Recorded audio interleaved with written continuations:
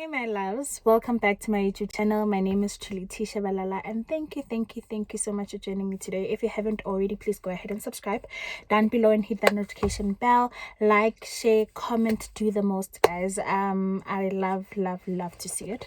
So today we'll be basically talking about careers, particularly my career choice, and basically the dynamics around that, what it is and all of that, because I have been receiving a lot. Basically, when people ask me what did you study or whatever, then I tell them, they ask me what is that, and so I decided to, let me just come here and just like kind of tell you guys more about it and all of that, and so that also people who want to venture into that career field, they know exactly what it is and they kind of have an idea of what to expect and stuff like that. So yeah, let's get into it. Okay, so I am qualified town and national planner, or an urban planner, or a town planner, if you will. Either way, it's fine. It's the same thing. I have not yet registered under SACPlan as a professional town planner. That on its own is a process that I will talk about for a separate video. So now I just want to just talk about town planning and what it is and all of that. So backstory, town and national planning chose me. Okay, I didn't choose it. It's not something that I thought I'd do, or as a child I said, oh, when I grow up I want to be a town planner. To be quite honest, I didn't know what town planning was or what it is until when 5 years ago. Yeah, so yeah, that is when I got introduced to this town planning space and what it is and what it entails and all of that. So basically, okay, let's go back. I finished my studies 2016.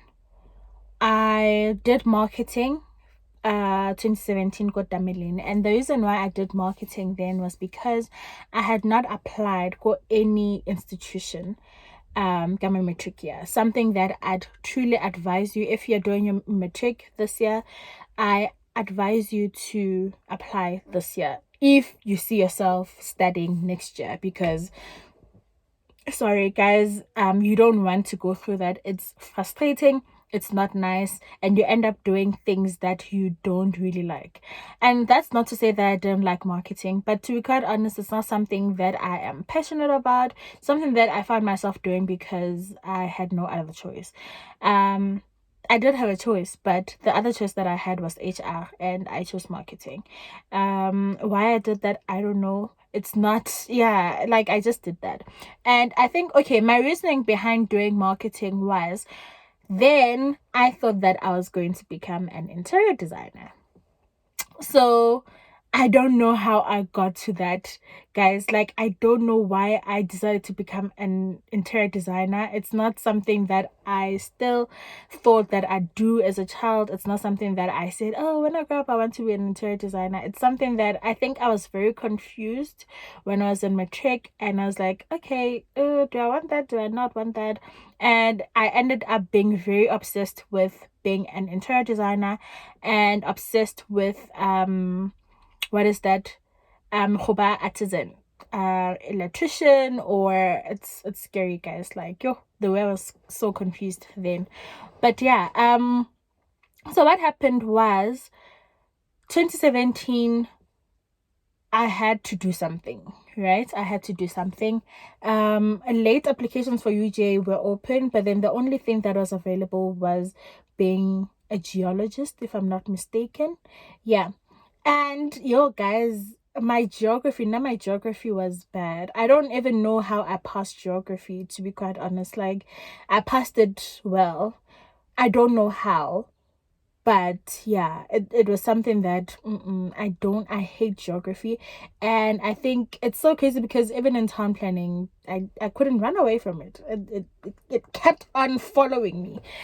So late applications UJ opened, and the only option that I had was geology. And hey guys, no, it required level 6. I only had level 4, yeah, geography, and so I couldn't, like, I tried, I applied, but then they rejected me, guys. I was so sad. I was so sad, not because I did not qualify for being a geologist or geology or something like that. I don't know. I was not sad because of that. I was sad mainly because I got rejected by UJ, and me, I was already envisioning myself or imagining myself being go UJ and being go varsity and all of that. And I was like, oh my god, I'm frustrated, you know. So, but anyway, it is what it is. And then that year, my mom was like, but you're not going to stay home. You're not going to be in clean and not do anything. I was like, I'll find a job. But then my mom was like, do you really want a job? And I was like, no, actually, I want to go study. And then my mom was like, okay, let's go see what you can do. Then we went to Dublin. We got there, and then I wanted to do interior designing, and then they said yes, they have interior designing, but it's not a 1-year course. And the reason why I wanted a 1-year course was because I couldn't really see myself being there for like 3 years or whatever. I wanted to go varsity and all of that, because that aligned with my goals, right? Fine. I went to Dublin, and then they said the only courses that they offered, it's a 1-year, nearly HR and marketing. I think something else, but was it business administration or something? I can't remember.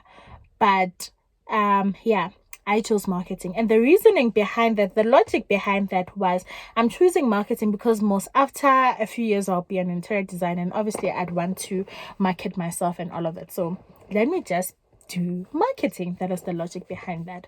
I did marketing, everything was nice. Your 2017 was smooth, guys. My thingy, my marks were, you know, like, oh, I was top of my class. Being taller abo 90 something. Do you get what I'm saying? I was top of my class. I was doing the most 2017, guys. And then 2018, okay, so during the year 2017, I applied go UJ again and UP for interior. It was interior design go UJ, if I'm not mistaken. And then yeah, it was interior design, BSc in interior design go UJ, and then BSc interior architecture go UP. Funny enough, I don't know why I did not apply go Verts or apply go UCT or other institutions. I just applied go UJ and UP, and I don't know if that didn't work out for me. Yo, need about another year, another gap year. Yo, guys. But anyway, so I ended up going go UP, doing interior architecture, which is something, again, I think I will talk about go a separate video, the process around that and all of that. So I applied, I submitted my portfolio, I wrote the test, I had an interview, and then I got admitted for interior architecture. It's a process, guys, but okay, it's yeah. Then I enrolled go interior architecture. Now, what I didn't know was that you enroll go interior architecture, you are not just going to do because I thought that it was just interior designing. You know, it's just a different name. But no, it's not, because I got enrolled, and then basically first year it was interior architecture, and landscape architecture. Got the same studio, got the same class, and basically we're doing everything. We were doing architecture, we were doing landscape architecture, we were doing interior architecture, all of it. So now it was kind of frustrating for me because this is not what I signed up for, but this is what you signed up for, baby girl, you know? And I was not happy. I was not happy at all. Like, I was very depressed. I was anxious. I was not happy. I was not happy 2018. And end of the year, I was like, and also my grades were just going down. You know, it was going down. And end of the year, I was like, something needs to happen. Something needs to change. I'm not happy here. I'm not happy, guys. And then I went to change. And because it's got the same faculty, it's not really bad. Like, the process of changing is not really bad. Then I got there, the things still not open, nearly. Oh, I wanted construction. I wanted to do construction. I got there. The internal applications were already closed, I think, as well, because the internal applications are more, I think they're extended for a while, more than if you are an external applicant. So basically, if you're an external applicant, the closing dates are much earlier than when you are an internal applicant, if that makes sense. So I got there.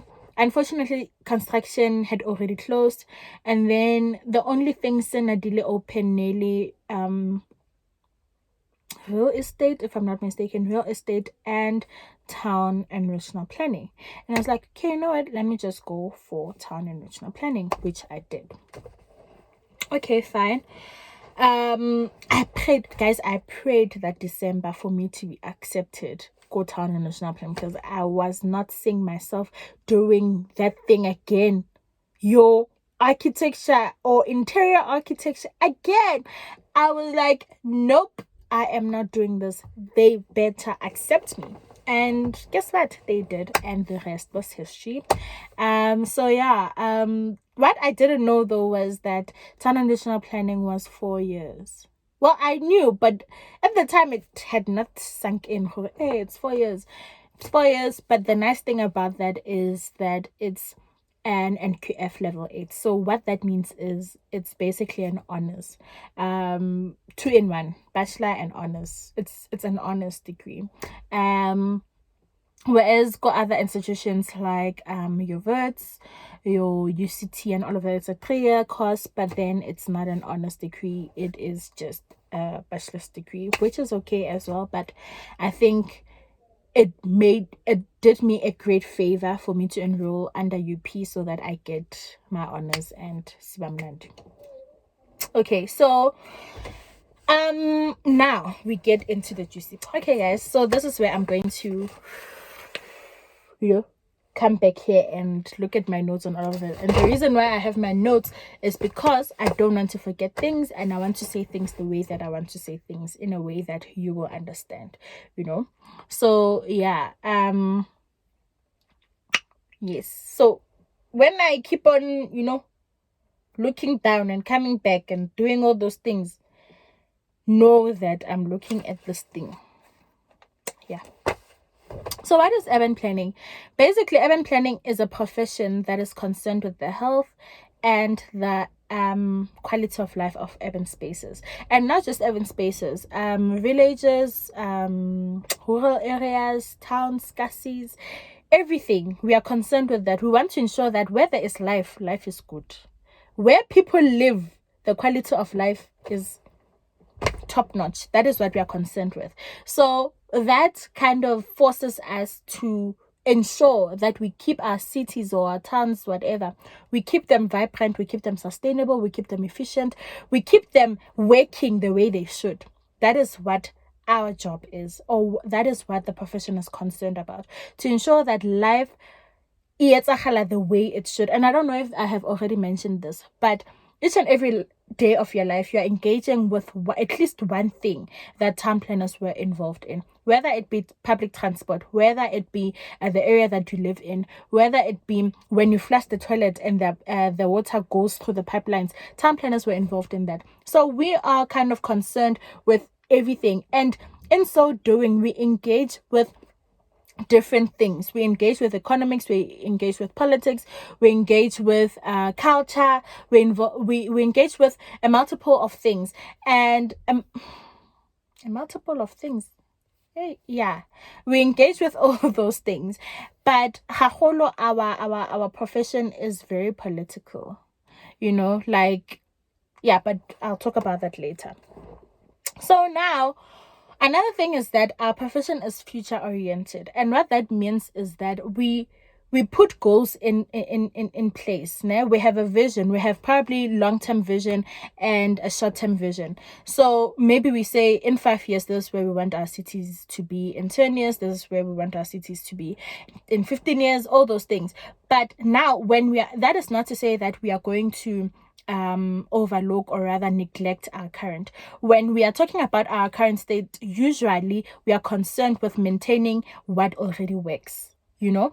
And then when we are thinking of the future, we want to restore, we want to redevelop, we want to develop things to ensure that life in future is enhanced and it's improved, so that life becomes better than it is today. So that is what town planners, kind of as a profession, we are concerned with. I hope that makes sense. If it doesn't, if anything that I say doesn't make sense, guys, please go ahead in the comment section and comment, and then I will try and kind of, explain it handle. And also, if you're a town planner, or you know anything about town planning, and you feel like I missed something, or you want to add something or what I have already said, please go ahead again, go to the comment section and say your piece. And yeah. And then what do urban planners do? Urban planners do a variety of things. Like, we do a variety of things. I think also I will get a separate video where I tell you about the multiple disciplines that are within our discipline. It discipline yet in our discipline, yeah, we have urban design, we have planning and policy, I think we have land use management, we have, so it's basically a variety of things that urban planners do. But basically our concern is the same. We want the same thing, and that is to ensure that stakeholders accomplish the goals that have been put in place. The goals that have been put in place are accomplished and they are implemented. That is what we want for that is basically the primary thing that we as town planners want, or rather every town planning, every discipline wants that. Stakeholders implement, stakeholders accomplish the goals that are already set in place. What we also do is that we do not just think of, each and every discipline in all the problems they are concerned with and they want to resolve.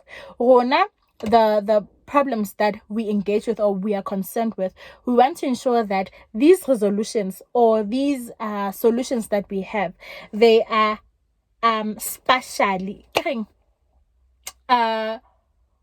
we resolve things spatially. I don't know if that makes sense. We resolve things spatially, or rather in a geographic dimension. That is what we are doing. We do not just solve things in J, or maybe say, okay, for example, this is an example, ne? Say we are concerned about the health, ne, of the residents or citizens or people who live go an area. You are concerned. Go medicine. What they're going to do is what? Babeli the medical practitioners sitting at the table, they're going to resolve the problems. What we are going to do as town planners is to ensure that we have maybe hospitals that are being built in proximity to where people live, or where people can access these facilities, health facilities, right? And when we are saying, okay, this is where a hospital should be built, we are looking at whether it is accessible to people, but also it is accessible to enough people so that it works, so that it is functional and it is efficient. So we are not just going to build a clinic. Say we build a clinic where it is only accessible to 20 people. It is not efficient. That is not going to work functionally. It doesn't make sense. Also, monetary speaking, it doesn't make sense. You get what I'm saying? So that on its own, we're going to involve what? Proximity, accessibility, sustainability, whether efficiency, functionality, all those things, the economics of all of that. So each and every development that is in play, every development that we want to implement, we're going to kind of look at the dynamics, all round dynamics that are associated with that implementation or that development. Ne? I hope that makes sense. Again, finally, I hope this is the final thing. Okay.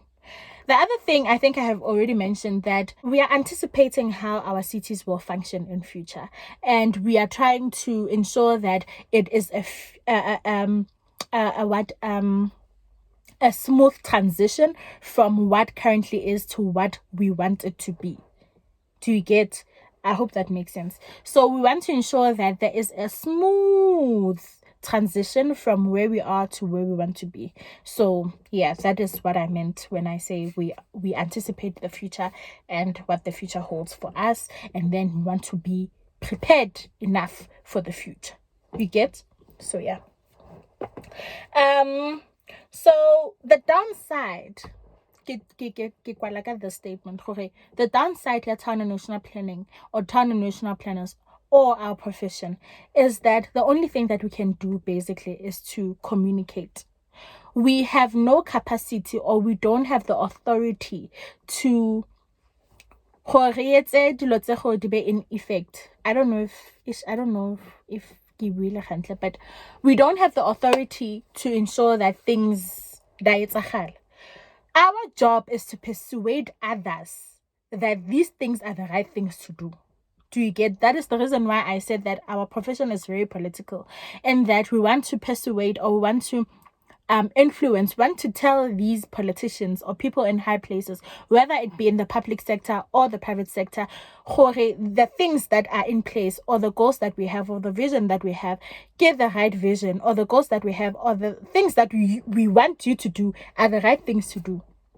You know, those are the people who have the power or the authority to ensure that these things are implemented and these goals are accomplished. So our job is to communicate and work with other professions to ensure that a common goal is accomplished. And that is that from me today. I will get later another video basically talking about like site plan, the process, your home, go through, registering, and different disciplines under this discipline. I hope that makes sense. And then I will talk about all those things and all those nice things, and I hope you guys enjoyed the video. If you have anything to add or subtract, or all those things, please go down and comment down below and all those things. And if I missed anything, something, and it, go ahead and comment down below. I'd really truly appreciate it. Otherwise, until next time, I love you guys so much. Mwah.